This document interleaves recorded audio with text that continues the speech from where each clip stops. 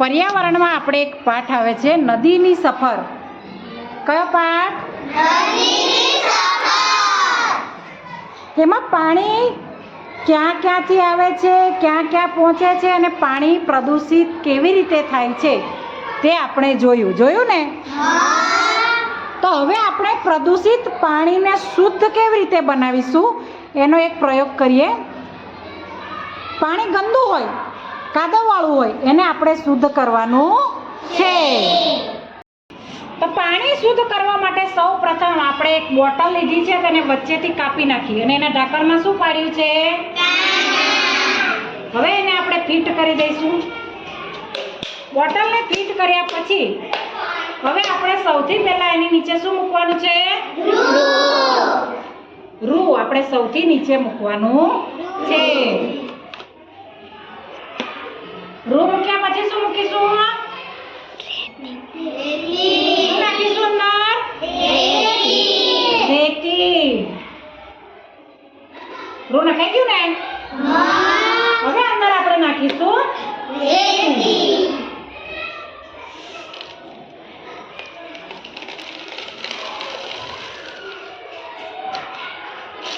રેતી પથરાઈ ગઈ. હવે શું નાખીશું? પથ્થર. નાના અને મોટા પથ્થર છે, પથ્થર આપણે અંદર નાખીશું.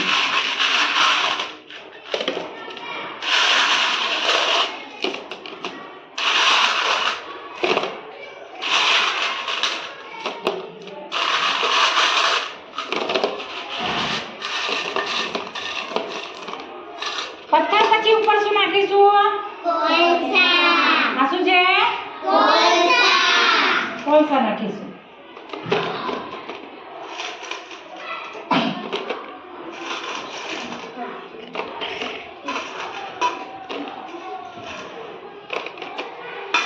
હવે આમાં આપણે પાણી નાખવાનું છે અને આ બોટલને આપણે કાપેલા ભાગ પર મૂકવાનું છે, જેથી નીચે ચોખ્ખું પાણી પડતું આપણને દેખાશે. તો એના માટે આપણે આ પાણી લીધું છે. આ પાણી કેવું છે? કેવું છે? આને આપણે ચોખ્ખું કરવાનું છે.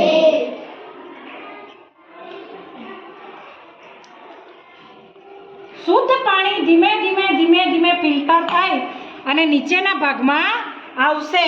તેના માટે આપણે થોડી રાહ જોવી પડશે.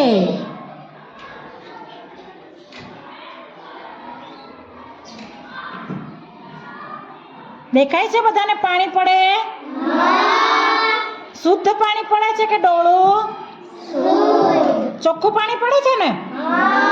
તો આ પાણી આપણે એકદમ થોડી વાર થઈ ગઈ છે. હવે આપણે આપણું પાણી ચેક કરીએ ને.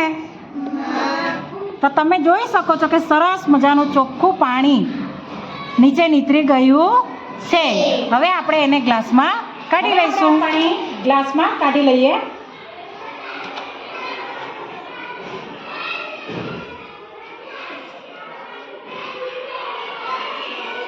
કેવું પાણી છે?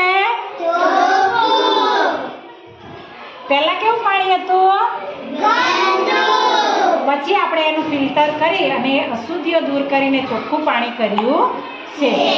તો પાઠમાં આવતું હતું કે પાણીને આપણે શુદ્ધ કેવી રીતે કરી શકીએ. ફિલ્ટર આપણે યંત્ર વિના શુદ્ધ કરવાનું છે. તો આવી રીતે આપણે પાણીને શુદ્ધ કરી શકીએ છીએ.